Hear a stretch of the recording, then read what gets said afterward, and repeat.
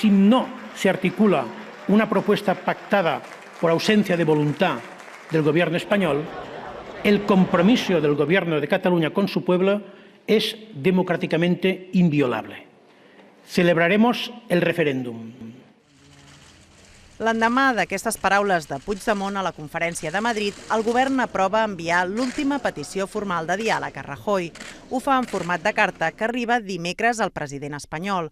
Puigdemont creu que ha arribat el moment imprescindible perquè els dos governs s'asseguin a negociar. En només 24 hores, Rajoy respon en una altra carta en què reitera la negativa a negociar res i considera la proposta de greu amenaça a la convivència i a l'ordre constitucional. La mateixa tarda, Puigdemont li respon des de la reunió del Cercle d'Economia. No és la resposta que ni esperàvem nosaltres ni que serveix per resoldre o per encarrilar la resolució d'aquest desencontre.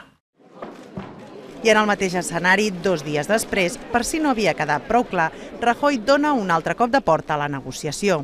Ni quiero, ni me lo creo, ni siendo yo presidente del gobierno eso se va a producir.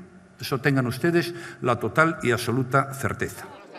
Casualitat o no, les entitats sobiranistes a la mateixa hora demanen al govern que doni per acabada la via del diàleg i obri la via unilateral fixant data i pregunta pel referèndum.